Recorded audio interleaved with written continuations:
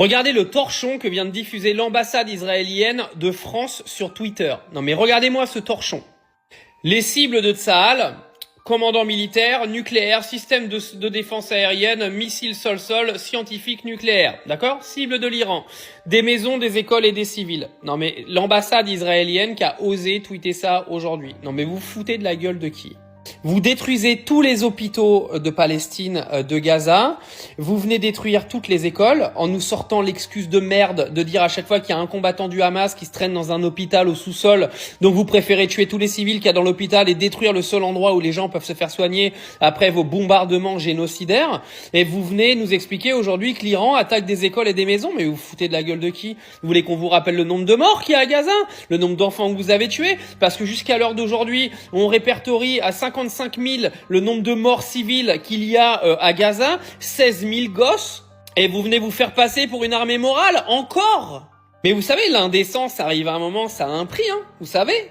Se foutre de la gueule du monde, ça fonctionne plus. Vous voyez, j'avais une discussion avec mon frère tout à l'heure, et je me disais, tu te rends compte quand même qu'il y a des gens, aujourd'hui, qui défendent le régime iranien. Faut quand même se dire que le régime iranien, même en Iran, ils en veulent pas. Et aujourd'hui, vous avez des gens qui ont décidé de défendre le régime iranien parce qu'Israël, aujourd'hui, a une légitimité à bombarder tout le monde depuis trop longtemps. Les gars, vous en êtes arrivés à un point que même les Occidentaux commencent à vous détester. Donc il va falloir vous poser les bonnes questions quand même. Mais c'est hallucinant, je vous jure, c'est hallucinant.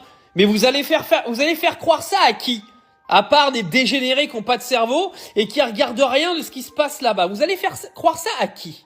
Vous voulez qu'on parle aussi de vos blocus humanitaires, le fait que vous êtes en train d'affamer une population, le fait que vous empêchez les gens de se faire soigner, parce que les gens sont pas au courant, mais à Gaza, il y a des pandémies de partout, la gale, etc. Mais ça, personne n'en parle à la télévision, mais c'est Israël qui a provoqué tout ça. Israël a réussi à faire revenir une maladie qui n'existe plus depuis des décennies. C'est incroyable. Ils ont réussi à avoir des cas de gale à Gaza à cause d'Israël. Et vous venez vous faire passer pour une armée morale. Ça vous dérange pas de voir des gamins qui peuvent pas manger? Ça vous dérange pas non plus? C'est à cause de l'Iran, ça aussi, peut-être. Hein. Vous voulez qu'on parle des civils morts en Iran aussi, là, les 48 dernières heures? Vous voulez qu'on en parle?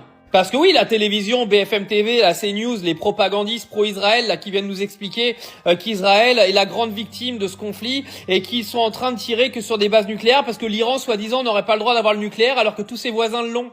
Oui, gros foutage de gueule et grosse hypocrisie au passage. Parce que je vous rappelle qu'Israël a le nucléaire et a même pas signé les accords. De toute façon, Israël, ils peuvent chier sur le droit international, il y a jamais personne qui leur dit rien, on se demande bien pourquoi.